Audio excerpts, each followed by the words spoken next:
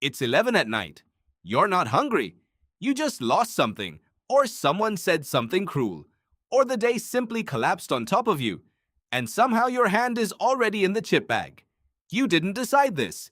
Your body decided it for you. The easy answer is comfort food makes you feel better, but the real answer is far stranger, and it reaches back through millions of years of your biology to a system that was never built to handle heartbreak, deadlines, or breakups. It was built to handle famine. Think about that for a second.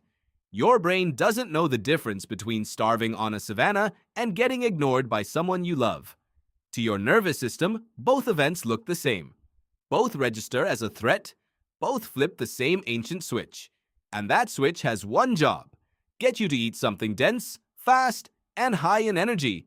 Because in the world your body still thinks it lives in, sadness and danger were never separate categories. They were the same emergency. So when you reach for the donut after a bad day, you're not weak. You're running code that's older than agriculture, older than language, older than fire. Let's go back and find out where that code came from and why it's still running you today. Start with stress itself. When something painful happens, your brain doesn't send out a single signal. It sends out a chemical chain reaction. The hypothalamus tells the pituitary gland to tell the adrenal glands to release cortisol, your main stress hormone. Cortisol's job, evolutionarily, was simple: prepare the body for action, sharpen attention, pump glucose into the bloodstream, get ready to run or fight. But here's the strange part.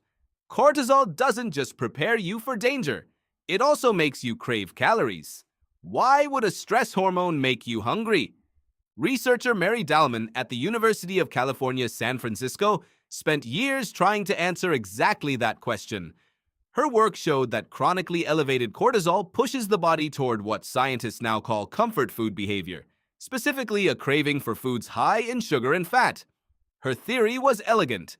In a world of real physical danger, stress was usually followed by depleted energy.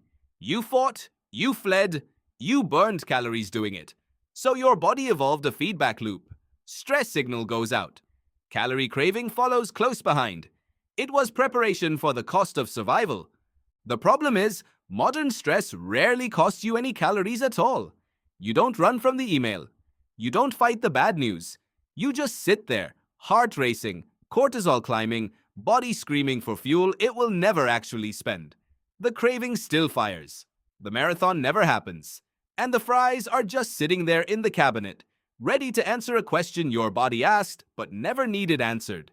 Now layer on top of that a second, even older system: reward. Deep in your brain sits a structure called the nucleus accumbens, part of what scientists call the mesolimbic dopamine pathway. Kent Berridge, a neuroscientist at the University of Michigan, spent decades mapping this system in extraordinary detail. His research drew a critical distinction that most people never learn. There is liking and there is wanting. They are not the same thing, and they don't even come from the same part of the brain. Liking is the pleasure itself, the taste, the warmth, the satisfaction. Wanting is the pull, the craving, the itch that drags you toward the fridge before you've even decided to go. Berridge's experiments showed that you can want something intensely without liking it very much at all once you have it. Sound familiar? That's the bag of chips finished in 4 minutes, leaving you feeling worse, not better, the moment it's empty. Why does this matter for sadness specifically? Because emotional pain and physical pain share overlapping neural circuitry. Several brain imaging studies have shown that social rejection lights up regions like the anterior cingulate cortex, the same general area activated by physical injury. Your brain, in a very real sense, treats heartbreak like a wound. And one of the fastest ways your dopamine system knows how to numb a wound is with the immediate, reliable hit of sugar and fat. This is not a coincidence of modern food engineering, although food companies have certainly learned to exploit it. This is an ancient defense mechanism being triggered by a problem it was never designed to solve. Now here's the part that should genuinely surprise you. For most of human history, this system was rarely overactivated, because dense, high-calorie food simply wasn't available on demand. Your ancestors on the African savanna a few 100,000 years ago did not have a vending machine. When they craved fat and sugar, they had to hunt it, dig it up, or wait months for fruit to ripen. The craving existed. The supply did not. That mismatch is the twist. The exact same wiring that once required enormous effort to satisfy now requires walking 20 feet to a kitchen. Anthropologists studying hunter-gatherer diets, including long-running work among groups like the Hadza of Tanzania, have documented just how rare concentrated sugar and fat actually were in ancestral environments. Honey was a seasonal treasure, guarded by bees and often defended with real physical risk. Fat-rich meat meant a successful, dangerous hunt. The brain's craving system evolved in a world of scarcity, calibrated for an environment where wanting something intensely was a reasonable response, because getting it was hard and rare. Consider what a craving actually cost back then. If your ancestor felt that same pull toward fat and sugar after a frightening encounter, satisfying it meant tracking an animal for hours, or climbing past a colony of stinging insects toward a hive, or walking miles to a fruiting tree before the birds got there first. The craving and the effort were locked together. One simply could not exist without the other. That linkage kept the whole system in balance. You only got the reward your brain demanded if your body did the corresponding work to earn it. Now ask what that same craving costs you today. 30 seconds, a short walk to a cupboard, or a few taps on a delivery app. The emotional trigger is identical to what your ancestor felt. The barrier between feeling and feeding has nearly disappeared. Food scientists have a phrase for this: the Bliss Point, the precise combination of sugar, fat, and salt that maximizes craving without ever triggering the body's natural sense of fullness. The concept emerged from decades of food industry research into exactly which formulations keep people reaching for more. It describes something unsettling. Modern snack food isn't an accident that happens to satisfy an old craving system. In many cases, it is deliberately engineered to exploit it, calibrated to sit right at the edge of more without ever quite reaching enough. You don't live in that world anymore.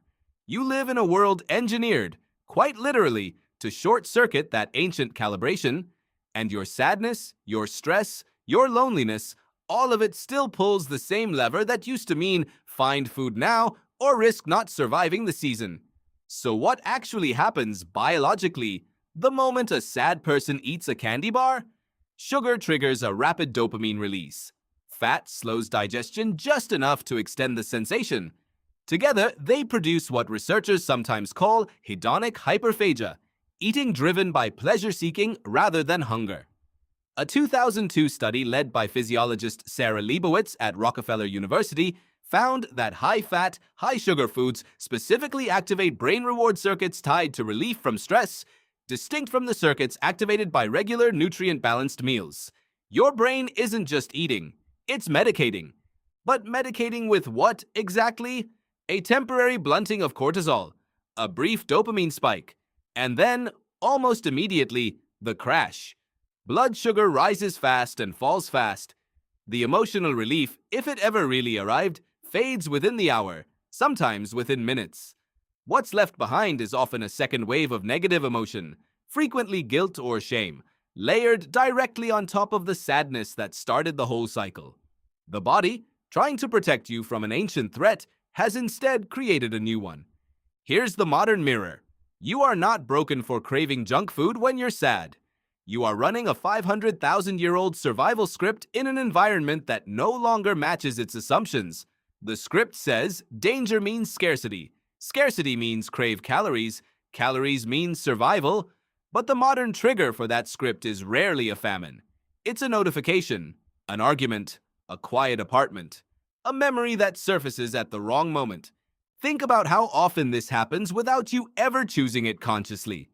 You don't decide to crave the snack the way you decide to take a walk or call a friend. The craving arrives first, fully formed, and your conscious mind only shows up afterward to explain it, to justify it, sometimes to apologize for it. That sequence matters. It tells you the craving was never really a decision. It was a reflex, dressed up to look like a choice. Researchers who study habit formation often point out that by the time you're aware of wanting something, the deeper systems driving that want have usually already been active for several seconds, sometimes longer. You are, in a sense, watching the decision happen rather than making it. Knowing this doesn't erase the craving, but it does something almost as useful. It removes the moral weight from it. This isn't a character flaw playing out in your kitchen at midnight. It's a coordination failure between a brain built for an ancient emergency and a body living in a world with no emergencies left to run from, only feelings left to sit with. And maybe that's the actual shift worth making, not fighting the craving, but recognizing what it's actually asking for. The craving isn't really asking for sugar. It's asking for relief from a stress response that has nowhere else to go. Movement, connection, even just naming the emotion out loud can interrupt the same cortisol pathway that the chips were only ever pretending to soothe. None of that makes the craving disappear instantly, but it does something your ancestors never had the luxury of doing. It gives you a moment of distance between the alarm and the response, a moment they spent every waking hour without, because for them the alarm and the response were the same desperate act of staying alive. That distance is the real difference between you and them. They had no choice but to obey the craving because obeying it usually meant survival. You have a choice because the craving in your world almost never means survival at all. It means something hurt, and an old system is doing the only thing it knows how to do about it. So the next time you find your hand already in the bag before your mind has caught up, pause for 1 second and ask what your body actually thinks it's preparing for. It's 11 at night. You're not hungry, but for the first time, you understand exactly why your hand moved before you did.